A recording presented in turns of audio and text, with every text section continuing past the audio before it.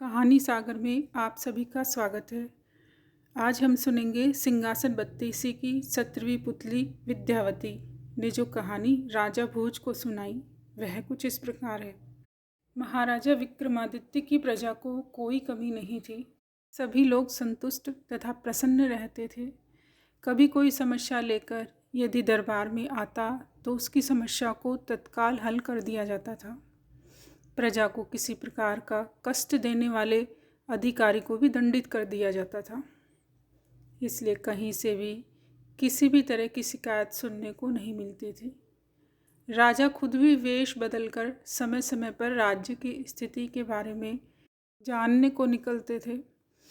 ऐसे ही एक रात जब वे वेश बदलकर अपने राज्य का भ्रमण कर रहे थे तो उन्हें एक झोपड़ी से एक बातचीत का स्वर सुनाई पड़ा।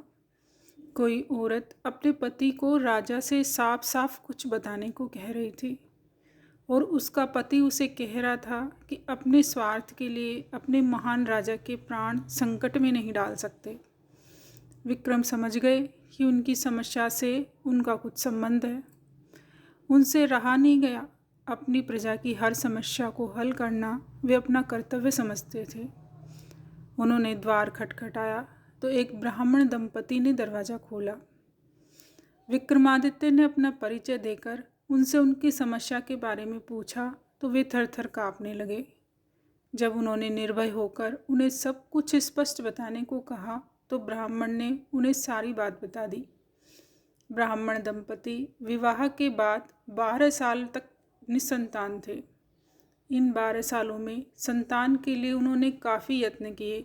व्रत, उपवास, धर्म कर्म, पूजा पाठ, हर तरह की चेष्टा की, पर कोई फायदा नहीं हुआ।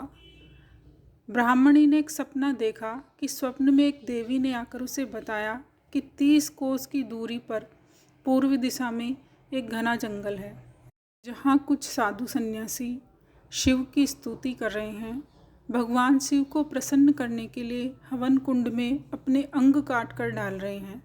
अगर उन्हीं की तरह राजा विक्रमादित्य उस हवन कुंड में अपने अंग काट कर फेंके तो भगवान शिव प्रसन्न होकर उनसे उनकी इच्छित चीज़ मांगने को कहेंगे।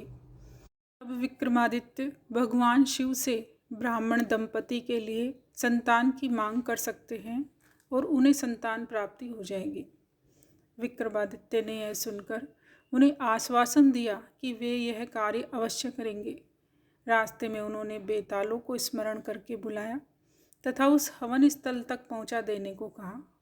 उस स्थान पर सचमुच साधु सन्यासी हवन कर रहे थे तथा अपने अंगों को काटकर अग्निकुंड में फेंक रहे थे। विक्रमादित्य भी एक तरफ बैठ गए और उन्हीं की तरह अपने अंग काटकर अग्नि को अर्पित करने लगे।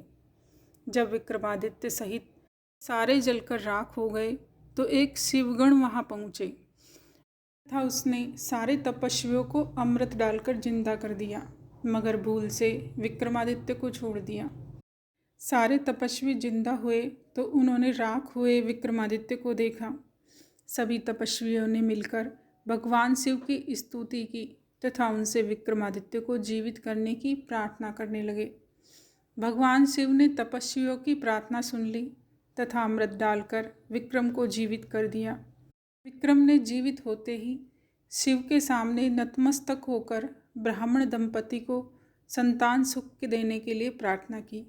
भगवान शिव उनकी परोपकार तथा त्याग की भावना से काफ़ी प्रसन्न हुए तथा उनकी प्रार्थना स्वीकार कर ली। कुछ दिनों बाद सचमुच ब्राह्मण दंपति को पुत्र लाभ हुआ। यह कहकर 17वीं पुतली विद्यावती चुप हो गई।